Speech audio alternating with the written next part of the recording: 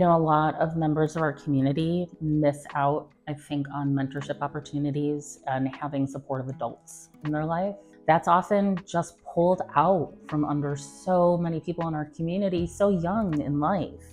And so why it's so important here is that we step in to fill that gap. The center is really a place where you can come and be seen and held and mentored and guided and have an opportunity to fail. That's how we learn.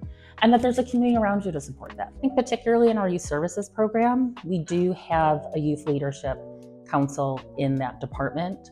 And the goal is, yes, to develop those skills for young people so they can put things on their resumes, so they can start to figure out what they might want to do. We don't enter our relationship with our young people as though we are the experts or we know what's best for them or their lives. They do. And we use the experience we have, the resources we have to help them in their journey. One of our youth participants, Ruben, for example, came with us not that long ago to do some budget advocacy at City Hall. And he was certainly very nervous and did such an incredible job.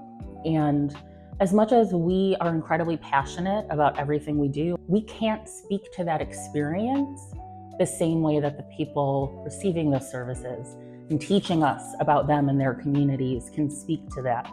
And so for Ruben to step up and into that was so powerful, even for us. Like, we knew what Ruben was going to say, and it was like watching a leader emerge in real time. There were times where none of these resources existed. And then we were able to flourish in resources, and now we're finding ourselves going back to a place where there aren't as many. So those of us that are around are absolutely critical just to the strength and the wellness and the survival of our community members, especially in this moment in time, our trans and non-binary community members. And so I think the thing that we really provide is listening, seeing people for who they are, accepting and holding and loving people as they are, and walking with them on their journey, not telling them what that journey is.